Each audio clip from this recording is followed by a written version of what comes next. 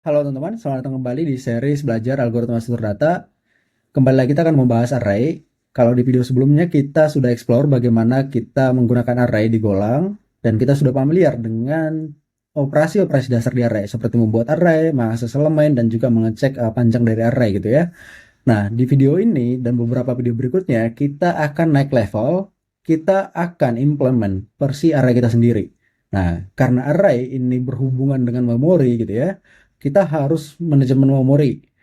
Oleh karena itu, kita akan program menggunakan C. Nah, teman-teman nggak usah takut, walaupun terlihat agak menakutkan ya ini code C-nya. Nah, tapi sebenarnya C itu sangat dekat dengan Golang. Oke, kalau teman-teman perhatikan nanti, ada beberapa function yang mirip di Golang dan juga ada di C. Oke, sebenarnya Golang meniru C ya. Oke, nah C itu sangat simpel sebenarnya, nggak usah ditakutin gitu ya. Nah, yang buat takut kebanyakan orang gara-gara ya ditakut-takutin aja gitu. Sebenarnya mudah kok sih. Oke, nah target kita nantinya adalah setelah kita implementasi di C, kita akan gunakan array yang kita buat ini, kita import ke Golang, gitu ya. Apakah mungkin? Mungkin gitu ya. Dan banyak hal yang kayak gitu sebenarnya. Tanpa teman-teman sadari, banyak library dari Golang itu yang dibuat dari C. Oke, atau Python juga banyak sebenarnya kayak NumPy, kalau kalian pakai SQLite itu semua pakai C biasanya. Dan itu possible teman-teman. Tenang aja, kita bisa buat kok nantinya. Oke, nah agar sedikit motivasi gitu ya, kita lihat dulu sekilas kurang lebih seperti apa yang kita buat nantinya gitu ya. Ini demonya aja dulu. Nanti kita akan implement satu persatu. Nah, kurang lebih nanti ini adalah array yang kita buat.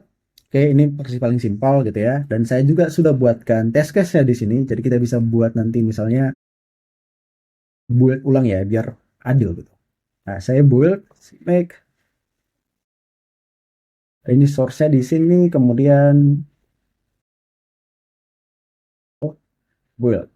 Oke, kita cek dulu semuanya aman, kemudian saya masuk ke build, si make. Oke, nah udah saya build, ini ada beberapa struktur data sebenarnya. Nah, tapi kita fokus ke array yang dulu aja ya. Saya sudah buat unit test juga di sini.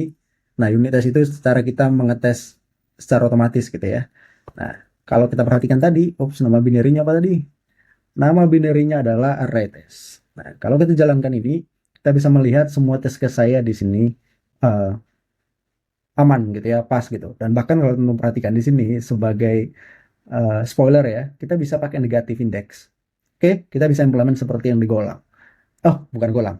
Ya seperti yang ada di dalam Python. Oke, mohon maaf saya belibet. Nah, oke, nah berikutnya nantinya hasil dari ini kita akan implementasikan, kita konekkan ke Golang seperti ini kurang lebih. Nah, teman-teman perhatikan di sini saya buat array baru di sini, dan ini array dari C. Kalau teman perhatikan ya, array di sini itu saya import dari array.h. Array.h itu adalah array.c sebenarnya di sini. Oke. Nah, ini sudah sangat detail saya buat ininya ya, dokumentasinya. Nah, kemudian ini nanti akan diimport di Golang dan kita bisa implement nanti ya. Sebagai contoh, nanti kita bisa implement array-nya, kemudian kita bisa juga pakai garbage collector di sini. Seperti ini. Dan ini cara kita menggunakan array-nya. Sebagai contoh kita lihat test case mungkin ya. Nah, ini test case-nya, teman-teman bisa perhatikan di sini. Oke, ini bisa kita lihat panjangnya array-nya gitu. Itu mungkin kita jalankan biar lebih menarik gitu ya. Kita jalankan dulu nih. Karena kita pakai C di sini, ini akan dikompil dulu ke C dan kemudian dipakai nanti ke uh, Golang gitu ya. Nah, teman-teman bisa perhatikan nih. Saya bisa akses indeks dan yang lain gitu ya. Dan bahkan kalau tidak salah saya juga implementasi negatif indeks di sini. Saya implementasi nggak ya? Negatif indeks?